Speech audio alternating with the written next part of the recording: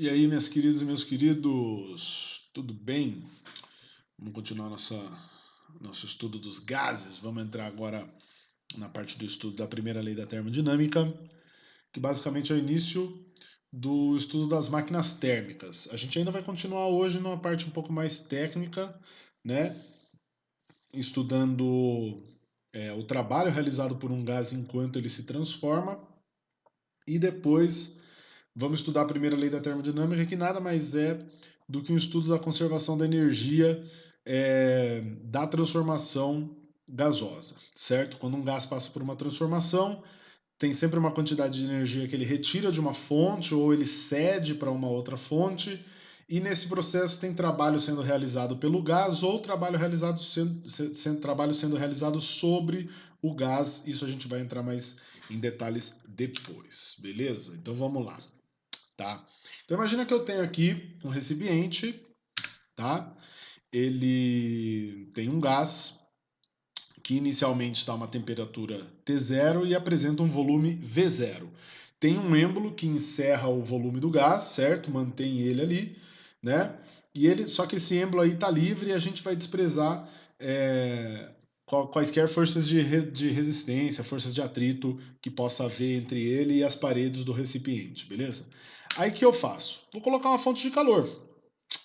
Vou ceder calor para esse sistema aí, né? Termodinâmico, esse gás. O gás vai absorver uma quantidade de calor. Obviamente, o que vai acontecer? Aumento de temperatura, aumento de movimento de agitação das moléculas, elas vão se movimentar com uma velocidade maior, vão se chocar com uma frequência maior, né? Com as paredes internas do recipiente e vão então exercer uma força nesse êmbolo. Tá? Como esse êmbolo está livre, o que vai acontecer para a pressão externa e interna continuar regulada com a mesma intensidade? Ele vai subir. E aí o gás passa por uma transformação na qual, que a gente chama aqui no caso de isobárica, né? Na qual ele expande, ele tem um aumento do seu volume vai para um valor V e sua temperatura para um valor T, tá? E essa força, o que ela fez com o êmbolo? Deslocou o êmbolo, certo? Então, sempre que uma força causa um deslocamento num corpo, nós dizemos que essa força está realizando trabalho.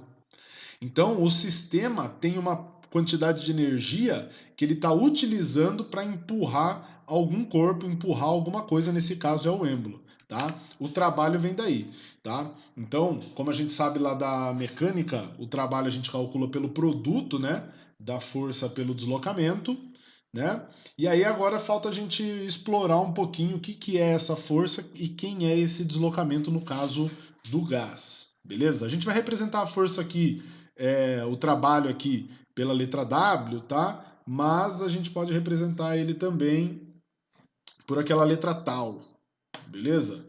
Que a gente usa bastante na física também, beleza? Tá? Mas vamos usar o W, já que eu coloquei o W aqui, vem de work, né, do inglês, até cheguei a comentar, acho, com vocês já, isso daí, lá no primeiro ano, tá? Então vamos ver, vamos explorar de onde que vem essa força e esse deslocamento aí. Bom, a força vem do aumento da tentativa do aumento da pressão do gás, certo? Nós sabemos que a pressão é a força exercida numa área, tá? Divisão da força pela área. Se eu isolar a força aqui, eu passo a área multiplicando lá na pressão, ó, fica a força é igual a pressão vezes a área. Aí você pergunta, mas que área é essa, né? No caso, como eu estou analisando o deslocamento do êmbolo, essa área é a área de seção do êmbolo, a área do êmbolo que está em contato com o gás ali, beleza? Tá? Seria a mesma área dessa tampinha aqui, ó, tá? Que eu marquei aqui, ó, com a letra A. É essa área toda aqui, beleza? Muito bem. E esse deslocamento? Esse deslocamento nada mais é do que um aumento na altura na qual se encontra o êmbolo, certo? Houve um aumento da altura, ΔH. Beleza? Agora, se eu substituir a força por pressão vezes área e o deslocamento, né, pela variação da altura, olha só que interessante que vai acontecer. Então, no caso da força, eu coloquei pressão vezes área. e variação da área no lugar do deslocamento. Aí eu coloquei em evidência aqui área vezes a variação da altura. Por que isso? Tá? Por que isso? Quando você multiplica a área da base de um prisma pela altura dele, o que na verdade você está calculando? O volume. Tá? E nesse caso é um volume específico, porque eu não estou multiplicando simplesmente a área por uma altura qualquer. Eu estou multiplicando a área pela variação da altura. Então, o que isso vai resultar? Na variação do volume, no aumento do volume. Note que o trabalho, então, ele é diretamente proporcional à pressão do gás e ao aumento do volume que foi causado. Tá? Lembrando que se não tiver aumento do volume, por exemplo, for uma transformação isocórica, gente, não tem trabalho sendo realizado, certo? Não tem nada sendo deslocado pelo gás. Né? Então tem que ter variação do volume. E no caso aqui, como a pressão é constante, a gente consegue escrever essa expressão trabalho é igual a pressão vezes variação do volume, simples dessa forma, tá? Mas porque a transformação é isobárica. Quando a transformação não for isobárica, tem um jeito de calcular o trabalho também, eu vou mostrar para vocês, tá? Então, se eu representar graficamente no diagrama PV essa transformação, tá? Como é uma transformação isobárica, então eu vou ter esse gráfico que é uma reta paralela ao eixo dos volumes, certo? Tá? A transformação acontecendo aqui, ó, de 1 para 2, certo? Do estado 1 para o estado 2, tá? Note que quando eu multiplico pressão por variação do volume, olha só que louco isso daqui, eu estou multiplicando a pressão, que é esse valor aqui, tá? E que equivale a esse lado aqui, concorda? Pela variação do volume. A variação do volume vai ser volume final menos volume inicial aqui, ou seja, eu estou multiplicando por esse lado aqui. Olha só que interessante, eu tenho um retângulo ali e no cálculo do trabalho eu estou multiplicando um lado do retângulo pelo outro. Ou seja, o cálculo do trabalho, tá? Se eu tiver o gráfico dessa transformação no diagrama PV, o cálculo do trabalho é numericamente igual à área desse abaixo do gráfico. Nós chamamos área abaixo do gráfico, tá? Mas mais especificamente falando, a área confinada pelo gráfico da transformação e pelo eixo dos volumes.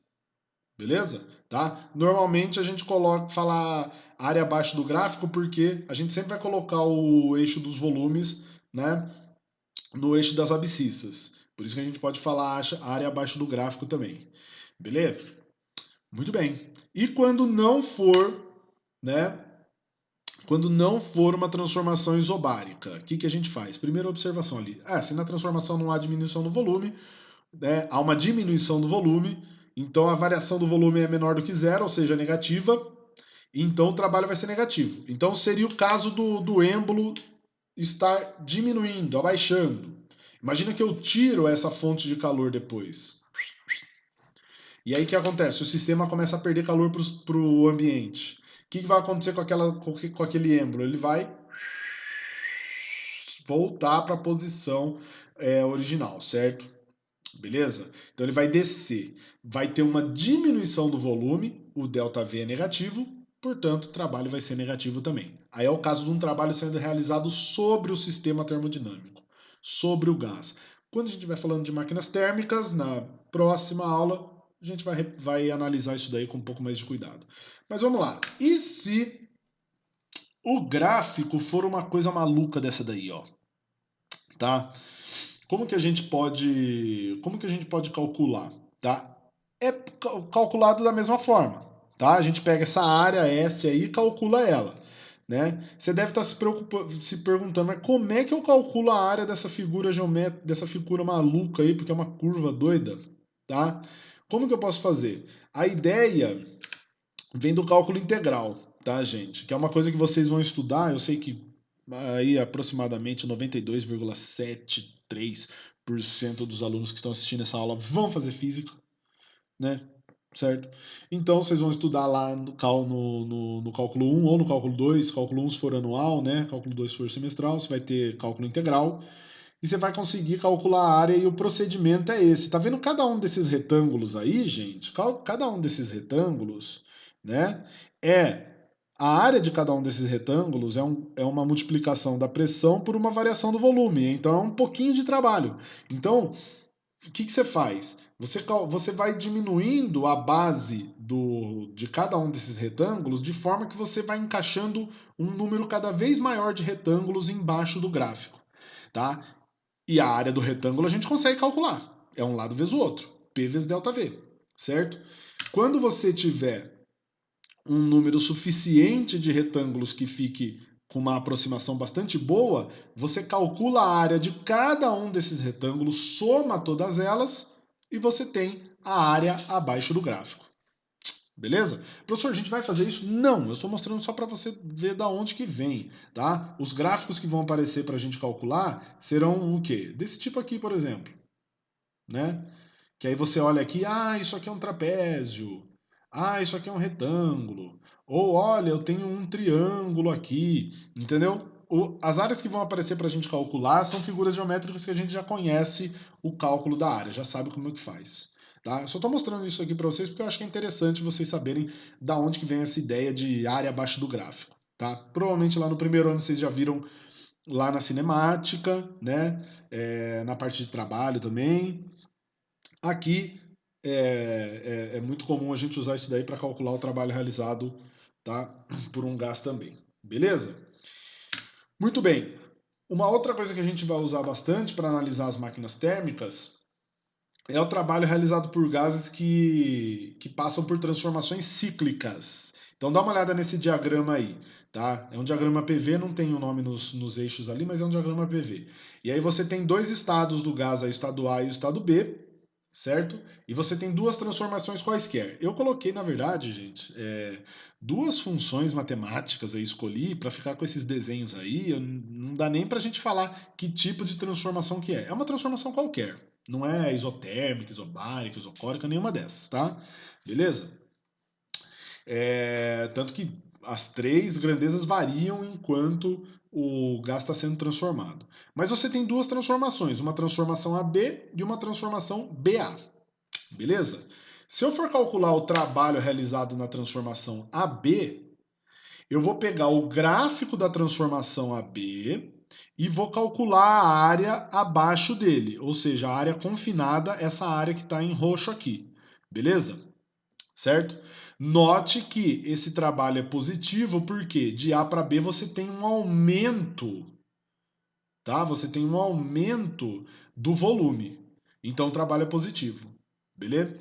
Aí se você for calcular o trabalho da transformação BA, você vai pegar só a transformação BA e vai calcular a área que está abaixo do gráfico, essa área vermelhinha aqui. Beleza? Note que de B para A você tem uma diminuição do volume. Então você vai ter um trabalho negativo.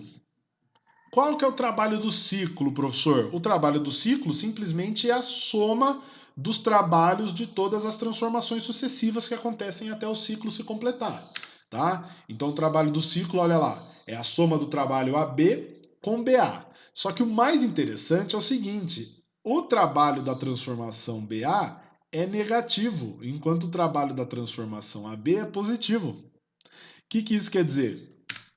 Quando a gente pegar o trabalho da transformação AB, que é toda essa área em roxo, e tirar o trabalho da transformação BA, certo? Porque é negativo, então você vai fazer uma área menos a outra, vai sobrar somente a área de dentro do ciclo, e é essa área que representa o trabalho realizado no ciclo.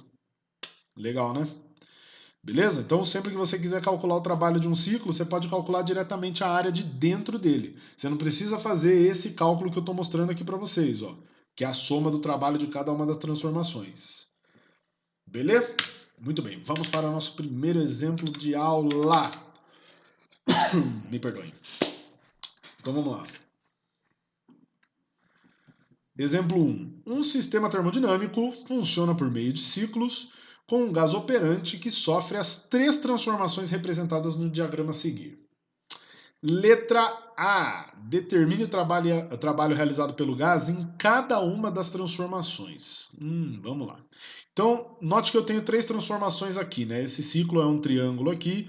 Eu vou chamar de transformação 1 essa daqui, transformação 2 essa, transformação 3 essa daqui. Tá? Ele não colocou nome para os estados do gás, eu poderia fazer isso. Eu poderia falar que aqui é o estado A, aqui é o estado B e aqui é o estado C, por exemplo, né? E aí fazer o trabalho de AB, BC e CA, tá? Eu vou chamar essas transformações de 1, 2 e 3 para ficar um pouco mais fácil da gente classificar elas aí, tá? Beleza? Isso é de menos, né? A forma como a gente classifica é o de menos. Vamos lá, vamos calcular então o trabalho da transformação 1, o trabalho. Eu ia usar W, né? W1. Bora lá. A transformação 1 é uma transformação, dá uma olhada, de A para B, de que tipo? É uma transformação específica aí, hein? Olha o que acontece com o volume de A para B. Permanece 2. Nesse caso aqui, litros, né? A gente vai ter até que converter. Vamos converter para não ter problema. Daqui a pouco eu mostro como converte. Tá? Então é uma transformação isocórica, gente. É uma transformação em que o volume não varia. O que acontece quando o volume não varia? O trabalho é zero, tá? Ó, se a variação do volume é zero, o trabalho é zero. Então o gás se transforma, tá? E não tem trabalho sendo realizado.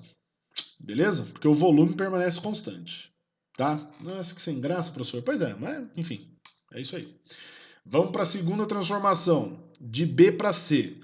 Que transformação que é essa aí? É uma linha reta que liga esses dois estados. É uma transformação aquela isotérmica, né, professor? Não, isotérmica é uma curva, lembra disso? Uma curvinha, tá? Essa transformação é uma transformação qualquer, tá, gente? Não é nem isobárica, isocórica, nem isotérmica, tá? Então, o que a gente vai ter que fazer? Calcular usando a área abaixo do gráfico. Toda essa área que eu marquei em verde aqui. Beleza? Que figura geométrica que eu tenho aí? Eu tenho um trapézio, certo? Eu ia fazer isso aqui mais larga, mano. Vou fazer isso aqui. Então vamos calcular a área desse trapézio aí. Então o trabalho da transformação 2 é numericamente igual à área daquele trapézio ali. Ó, para fazer a conversão, só para a gente lembrar aqui, né? Um ATM, a gente vai usar a aproximação de 10 a quinta Pascal. Então, para cada ATM, basta você multiplicar por 10 a quinta. E 1 litro, gente, é 1 decímetro cúbico, tá? Que equivale a 10 a menos 3 metros cúbicos. Então é só você multiplicar, quando está em litros, você multiplica por 10 a menos 3, tá? Então vamos lá. Para calcular essa área aí do trapézio, tem que lembrar da formulinha. A formulinha da área do trapézio é base maior mais base menor, quer dizer, a soma das bases, tá? Multiplicado pela altura dividido por 2, certo? A soma das bases, tem que lembrar que as bases são os lados que são paralelos, tá? Desse trapézio aí. Então, nesse caso, são os valores de pressão, tá? Do estado B e do estado C ali, ó. Então, eu tenho a primeira base, a base maior é esse lado que eu marquei em azul, e a base menor é esse lado aqui, ó, que eu marquei em azul também, certo? Então, a base maior é 5 atm, ou seja, 5 vezes 10 a quinta Pascal, mais a base menor, que é 2 vezes 10 a quinta Pascal. Beleza? Aí eu vou multiplicar pela altura. A altura, gente, é a distância entre as bases. Então tá entre esse 2 e 8 litros aqui, esse valor de volume. Tá? 2 até 8, você tem 6 vezes 10 a menos 3 metros cúbicos. Ah, professor, é a variação do volume aí, né? De 2 para 8, 8 menos 2, 6. Exatamente. Dividido por 2. Tá? Então a área do trapézio, tá bom? Deixa eu desenhar um trapézio aqui. Base, some das bases, vezes a altura dividido por 2, tá bom? Só para relembrar. Vamos fazer o cálculo. Aqui, ó, 6 dividido por 2. Vou fazer duas corzinhas aqui, fica mais da hora, né, mano? Ó, 3. Aqui eu tenho 5 maçã mais 2 maçãs, 7 maçã. 7 vezes 10 a quinta, vezes 3 vezes 10 a menos 3, tá? Esse trabalho vai ficar 21 vezes 10 ao quadrado. Então, o trabalho da transformação 2 vai dar, em joules, 2.100. Beleza? 2.100 joules. Muito bem, falta uma transformação ali a gente calcular o trabalho. Vou calcular aqui, ó. Trabalho da transformação 3. A transformação 3 é a transformação que acontece de C para A. Essa transformação, não. Essa transformação aqui, ó. Você tá brincando comigo, né, irmão? Aqui, ó. Beleza? Que tipo de transformação é essa daí? Uma transformação isobárica. E o cálculo da transformação isobárica pode ser feita como? Oi, Lala. Lala, agora o papai tá gravando a aula aqui, depois eu falo com você, tá? Perdão aí, gente. Ó, numa transformação isobárica, para calcular o trabalho, a gente pode fazer P vezes ΔV. Ai, professor, eu quero calcular pela área do retângulo ali, ó, mais fácil. É a mesma coisa, né? Você vai calcular a pressão pela variação do volume. É a mesma coisa, aí você que escolhe, tá? Eu vou calcular dessa forma só para mostrar uma peculiaridade bem interessante que aqui fica bem visível. Então vamos lá. A pressão na transformação CA é 2 atm, tá aqui, ó. Então 2 vezes 10 a quinta Pascal. Que multiplica a variação do volume. A variação do volume é volume final menos volume inicial. O volume final é 2 litros, que é 2 vezes 10 a menos 3, né, metros cúbicos, menos 8 vezes 10 a menos 3. Viu o que vai acontecer aí, ó? Então o trabalho 3 vai ser 2 vezes 10 a quinta, que multiplica 2 maçã menos 8 maçã, menos 6 maçã. 2 vezes menos 6 menos 12, vezes 10 ao quadrado aqui, certo? Que é 10 a quinta vezes 10 a menos 3. Olha o que acontece com o trabalho da transformação 3. Menos 1.200 joules. Nossa, professor, deu negativo. Por quê?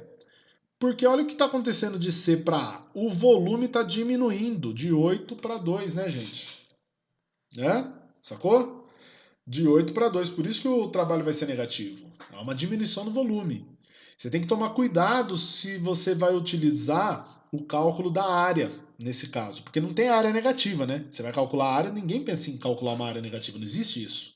Certo? Por isso que a gente escreve que o trabalho é numericamente igual à área. É o valor numérico. A grandeza não é igual à área. É uma outra grandeza física, é trabalho. O trabalho pode ser negativo, a área não. Então você só tem que tomar cuidado. Não posso então fazer o cálculo pela área? Pode. Pode sim. Você só tem que. Você faz o cálculo da área e aí você toma o cuidado de olhar para a transformação e ver o que está acontecendo com o volume. Tá? Ó, tá havendo diminuição do volume? Sim, tá havendo diminuição do volume. Então o trabalho vai ser negativo. Se há um aumento do volume, então o trabalho vai ser positivo. Fechou?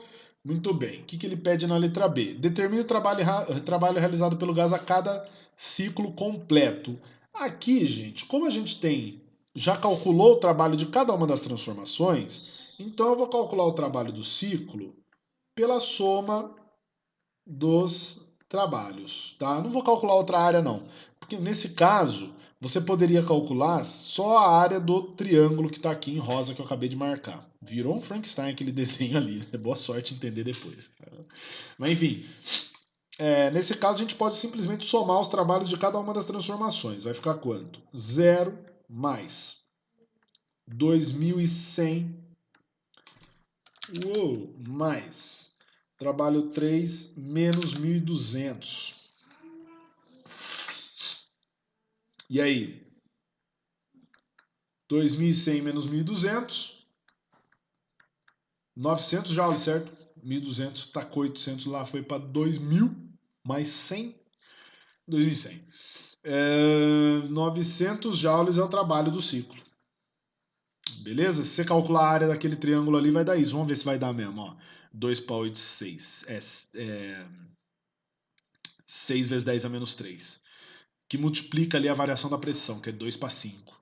Né? 3 vezes 10 a quinta. E daí divide por 2. 6 vezes 10 a menos 3 dividido por 2. 3 vezes 10 a menos 3. Vezes 3. 3 vezes 3, 9. Vezes 100, 900. É isso aí. Beleza? Fechou. Uma outra curiosidade, uma outra observação, na verdade, interessante no cálculo do trabalho do ciclo. Você viu que deu positivo, né? Por quê? Porque o trabalho da transformação 2 é maior do que o trabalho da transformação 3. Certo? Tá? E porque na transformação 2 o volume está aumentando e na transformação 3 o volume está diminuindo. Agora, imagina que fosse o mesmo ciclo, eu vou desenhar ele aqui em cima, ó, em vermelho, fosse o mesmo ciclo, tá? Só que no seguinte sentido, ó. Imagine que fosse nesse sentido aqui, ó. Ou seja, num sentido anti-horário. O que iria acontecer? De C para B, você tem uma diminuição no volume. Aí o trabalho seria menos 2.100. E de A para C, você teria um aumento do volume. E o trabalho seria mais 1.200. Aí o trabalho do ciclo ia dar menos 900. Então, quando o ciclo está no sentido anti-horário, o trabalho é negativo. E aí, quando o ciclo está no sentido horário, o trabalho é positivo. Beleza? Eu marquei aqui, ó, deixa eu dar uma diminuída aqui. Aqui, ó. Beleza? Tá bom? Vou deixar marcadinho dessa forma. Isso é uma coisa que vai fazer mais sentido na hora que a gente estiver falando, é, analisando os ciclos como parte do estudo das máquinas térmicas, tá? Então vou deixar para a gente trabalhar isso com um pouco mais de profundidade na próxima aula. Mas é só uma curiosidade aí. Vamos lá? Vamos para a parte finalzinha da nossa aula aí? Bora lá então. Deixa eu tomar uma aguinha aqui. Vamos analisar agora aquela mesma transformação isobárica, tá? Do ponto de vista da energia e do princípio da conservação da energia. Então, o que aconteceu com o nosso gás quando ele expandiu? Primeiro, ele recebeu uma quantidade de calor, que a gente representa pela letra Q, certo? E aí, houve um aumento da temperatura, certo? Do estado 1 para o estado 2 ali, ou do estado 0 para o estado 1, houve um aumento da temperatura. Do ponto de vista da energia, o que isso significa, gente? Tá? Qual é a energia que está relacionada com a temperatura? Vocês lembram? A energia interna do gás, que é a energia associada ao movimento das moléculas que compõem o gás. Então, se houve um aumento da temperatura, houve um aumento da energia interna também, uma variação da energia interna. Tá? Mas a gente sabe que não é só isso, tá? Que aconteceu como consequência do recebimento desse calor, da absorção desse calor. Por quê? Porque o êmbolo subiu e isso é uma evidência da presença de trabalho sendo realizado pelo gás. Então nós temos três quantidades de energia. O gás recebe uma quantidade de calor. Essa quantidade de calor tem como consequência um aumento na energia interna e uma realização do trabalho também. Se a gente olhar pelo princípio de conservação da energia, o que está acontecendo com essas três quantidades de calor? Como elas estão se relacionando? Dessa forma.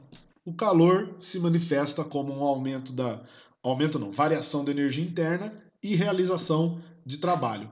Isso daí nada mais é do que a primeira lei da termodinâmica, gente. Tá? Então, na verdade, a primeira lei da termodinâmica é a lei da conservação da energia, só que aplicada para um sistema termodinâmico em transformação. Beleza? E aí, se eu aplicar a primeira lei da termodinâmica em cada uma das transformações que a gente já analisou, eu vou ter um resultado peculiar para cada uma delas. No caso da transformação isobárica, a única diferença é que o trabalho pode ser calculado, né, por P vezes ΔV. Então você tem a mesma relação esperada. Q é igual a ΔU mais W, só que o W, que é o trabalho, pode ser calculado por P vezes ΔV. No caso de uma transformação isotérmica, o que acontece? A variação da energia é zero. Se a temperatura é constante, na isotérmica, certo? A variação da temperatura é zero. Se a temperatura não varia, a energia interna também não varia. Aí o ΔU fica zero, esse valor aqui, ó, zero. O que acontece? Todo o calor está sendo convertido em trabalho na transformação isotérmica. Beleza? E na transformação isocórica, o que acontece? O volume não varia. A variação do volume é zero. Se a variação do volume é zero, nós vimos que o trabalho também é zero. Se o trabalho é zero, na primeira lei da termodinâmica eu venho aqui, ó, sai fora daí. Todo o calor é convertido em variação da energia interna. Beleza? Então, a primeira lei da termodinâmica, gente, primeiro, pelo menos nessa parte aqui da aula, é só entender que nada mais é do que o princípio da conservação da energia aplicado a sistemas termodinâmicos em transformação. Beleza? Vamos para o nosso exemplo para a gente fechar a nossa aulinha aí, né? Muito bem. Exemplo 2. Deixa eu mouse aqui. Uma amostra de um gás perfeito passa do estado A para o estado B sob pressão constante de 80 newtons por metro quadrado. Essa pressão já está no sistema internacional, né? Ó, 80 newtons por metro quadrado, que é a mesma coisa que Pascal. Absorvendo 2 vezes 10 ao cubo, ou seja, 2.000 joules de calor. Então, o calor é 2.000 joules. E eu sei que esse calor é positivo, né, gente? Porque ele foi absorvido pelo sistema, foi recebido. Lembra lá na calorimetria? Tá? Na convenção de sinais que a gente adotou para o calor? Calor recebido é positivo, calor cedido negativo. Muito bem. O volume V e a temperatura T dessa amostra estão representados no gráfico. Calcule, está escrito calculo, calcule o aumento da energia interna durante essa transformação. Tá? Então ele quer que eu calcule o aumento da energia interna, ou seja, o ΔU. Tá? Se eu tenho calor e eu quero ΔU, tá? Como que eu vou relacionar essas duas coisas aí? Tá? Pela primeira lei da termodinâmica. Calor é igual a ΔU mais o trabalho, W. Se eu já tenho calor, eu posso tentar calcular o trabalho, tá? E aí, da primeira lei da termodinâmica, eu tiro o ΔU, que é a variação da energia interna. O que falta para eu calcular o trabalho? Primeiro, olha o que ele fala, que essa transformação de A para B acontece a uma pressão constante.